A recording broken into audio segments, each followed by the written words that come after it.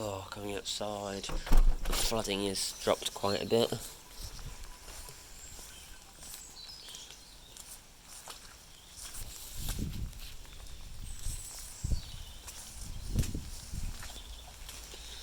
This is actually quite low now. This flood was actually all the way up here earlier. Down there, it's all dried up. Let's go and look at the other side of the house, because it was really badly flooded down there. See all sorts of watermarks on there for whatever reason. How high? Oh, that's today. I'd say it's an overnight and today. That's a good 20 centimetres of rain. This is all dried up. The whole way along here was all underwater. So about here, whole way down, literally going out the front gate, down the driveway onto the road. All of this was underwater. Everything you see here was all underwater. When I first woke up, it was supposed to get worse. I didn't record it then, but the rain stopped and well, it got a bit better. So that's a bit annoying. You see little marks, little wavy marks. I'm not sure if that's where the water's been flowing, or there's a bit of it over here, or whether it's just where the animal's been sliding. I'm not too sure. But yeah, this, like I said, the whole back garden, like literally the grass, all the way up to, you can see this dirty water line, that was all underwater. You see the line split? That's just where it was dry, and that back was all underwater. And I was waiting for it to get a bit worse, but it never did, so I kind of missed out on that, which is a bit annoying. But it came all the way up here. You can see another dirty water line, a little bit, and then it dropped down a little bit and come back up. And it came back up here a little bit, and then we got back up here, and then obviously, like I said, it shot across here. So like I said, we had the worst garden flooding in a very long time. I think ever. I don't think I've ever seen it this bad, but like I said, I was kind of waiting for it to get worse, but it actually started to get better, and then when I realised that, it was too late. So this is what it's at now. This is actually still pretty bad, to be fair. Compared to what it was earlier, this is actually minuscule. So it's good to see it receding quite well. Went to go and see a river yesterday. It's 20 feet deep. That river should be about 10. In the back, that river back there, the temporary one, is flying. That's doing quite well. Yeah, it's been a very wet day, so far this year, it's the 4th of January, we've had 32 centimetres of rain. That's a lot. It literally hasn't stopped raining. January 1st raining all day, January 2nd raining all day. I think January 3rd we had a 3-hour window when it wasn't raining, and like I said, it's been raining all day today. We've had so much rain. Like the East Midlands, I think about 18 rivers have burst their banks in the UK, the highest rate in a single time period in history. There's two in our county actually which have burst their banks. One is about to up the road from us. It's really close to bursting its banks. And then there's also there's hundreds of rivers across the UK which are on breaking point.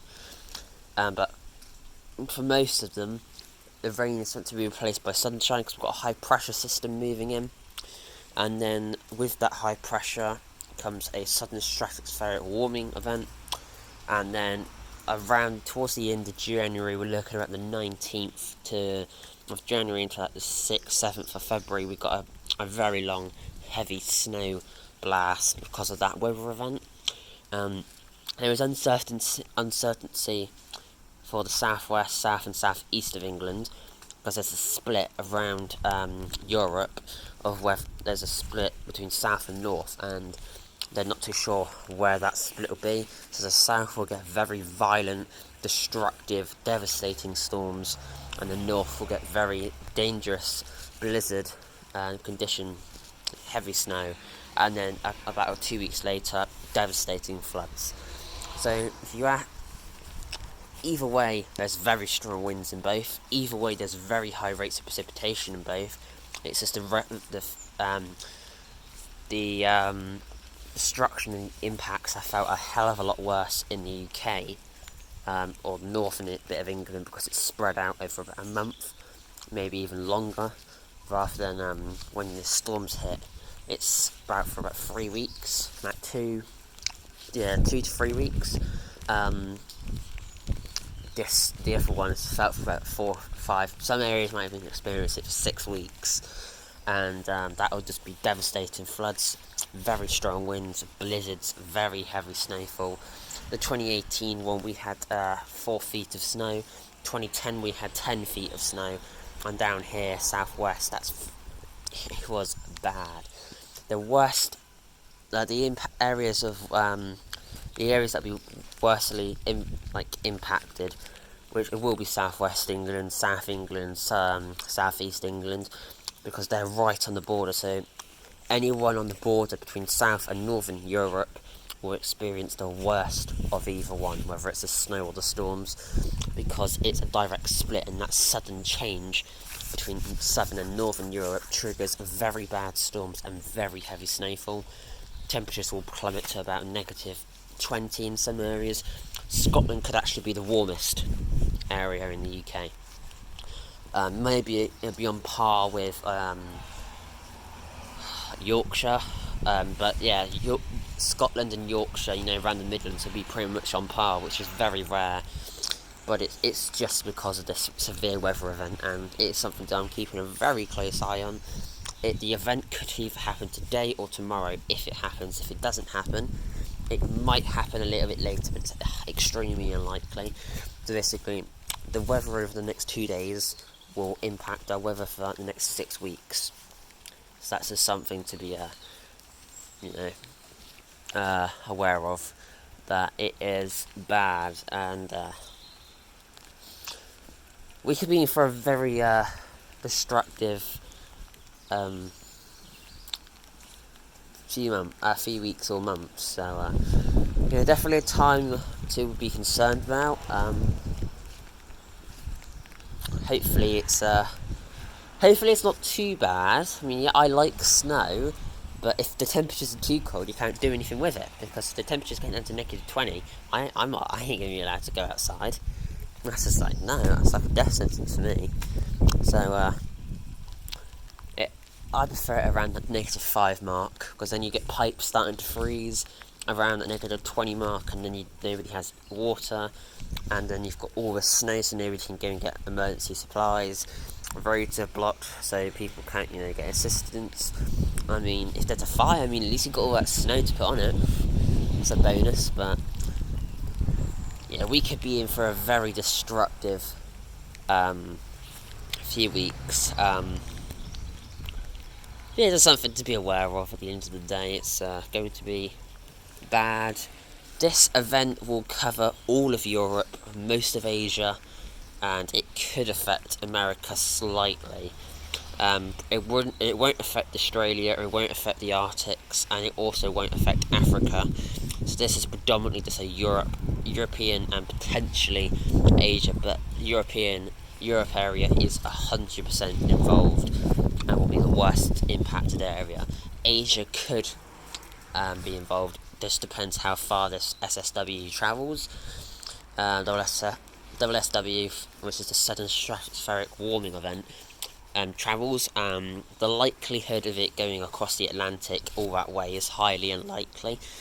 So the most likely areas is, like I said, Europe, and only a good 80% chance, 50 to 80% chance is also Asia. I just realised I've been holding my finger over the microphone the entire time, so let's see if that's caused any problems. Well, that's usually the way I hold the phone, so that might be why it's a little bit mumbly sometimes. But I'm going to get probably a waterproof case for this phone, because so many of my videos are just during storms which are wet. The sound quality is awful, and I'm also looking at getting like a time-lapse camera, as I'm investing a hell of a lot of money into at the moment to my other channel, just to get that one up and going. just trying to get some software uploaded, and yeah, just trying to progress a little bit, because from now until May 13th when I break up, I'll be chock. Like, I got so much revision to do for all those nasty exams, but it is what it is at the end of the day. Nothing bad. I mean, I've told myself I've got 5 months. Some people are leaving it to 3. I'm not that stupid. Some people have been revising since year 10.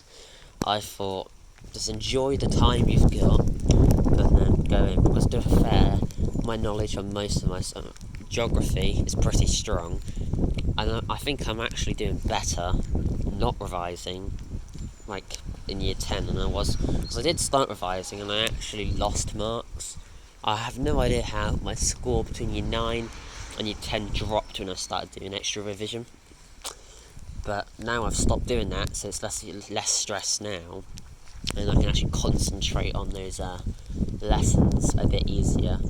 I've told myself I'll just concentrate year 9, year 10, not do any revision, and when the first half of year 11, and year 11 I'll just go for that revision. Because it's basically all revision anyway, we're not learning anything new in year 11, so it's no problem doing that. And it seems to be working. My scores have skyrocketed. My computer science has gone up 500%. My sociology's gone up 400%. Geography's gone up 40%, because I was already quite high in that. I have no idea about my English, maths, science. I can't actually remember. I think it's about average for science, but then again, biology is quite easy. Physics and chemistry is what I struggle with, so that's what my scores were bad on those two, good in biology. And then my French, that will probably always stay bad, but it's actually getting better, to be fair. And then what other subject do? I have to remember. Oh, that's all of them. So I do 9 PE and what people call PSHE, or class, or whatever you call it. Don't do an assessment on that either, so I'm making more progress doing it the way I am, and that's the most important thing. So yeah, videos have probably become a little bit less common, which is why I'm recording so many now, so I have a backlog. I've currently got a backlog of about 200 shorts and about 3 videos, so I need to record more videos. But I have got a long list of abandoned places to visit. I've got a hell of a lot of those to visit, but it's just the weather, you can't get to them because everything's flooded. I've got a long list of places I want to visit, but again, the weather, you can't see any of the views, you can't see the sunset. But that's why I'm just doing storm shorts, nothing at the moment, which are becoming more and more popular, so I will continue. Storm videos are definitely the most popular. Culvert and blockings, I will be going back to those, because I finally shifted that cold, so I will be able to go back on my bike and then go and find those. I know I think I've got about 40 of them I need to go and visit within a 5-mile area. One of them is a big river, like big for this area, constantly blocks up, but also people live in the culvert, so I generally try and avoid that one where possible. It did wash out a couple of years ago, so that's how I knew about it. And then there's loads of other ones for mostly drains and flood relief culverts. So you've got all sorts of channels which are dug in, so when they build housing developments, they dig a channel for all the water to go into, and then it goes into the river. The only downside of that is the river maxes out when it rains, heavy. When you get torrential, it floods everything, so that's why it needs to be continuously unblocked. And rivers I saw at some places yesterday, the bridges were just packed. It was going on over and around all of that. A lot of big trees are falling into the river due to the high winds and high water levels and just the rain. So nothing's holding the bank together, so then there's lots of landslides, and then if there is a blockage, all that dirt blocks all the tiny holes, so then it's basically a dam rather than just a blockage. It's then sealed completely. So yeah, It's definitely something to be, thought careful about. But now that cold is gone, I've got to mostly make sure I don't get it back. I mean, I got rid of the viral, then I got a sort of kind of like self-inflicted by wearing shorts in like 0 degrees, that sort of cold. But I'm not doing it at the moment. I'm actually wearing a coat. I haven't worn a coat outside when it's been raining when I've come out here for months. But I don't want to really be ill anymore. I've had enough of that. So we'll do some visits soon. My design just down the path where there's 2 boulders that always used to block up. I put 2 boulders in front of it, and it catches all the debris, and then people, for whatever reason, there's other people, they just move the debris to the side. So my design has worked. There's 1 stick left there, which catches the debris. The water goes around the side and can pass through. All the big debris is caught, and there's no flooding. So that was pretty nice. That seemed to have worked. But sadly, there is no more flash floods on it. That used to back up like 3 feet, and it used to stretch backwards about 40 feet wide. Like I said, about 3-4 feet deep. I used to unblock that, and it used to just wash. It used to wash everything away. When it got to the main road, it blocked each drain. It flooded both pavements. It flooded the entire road. Chunks of leaves and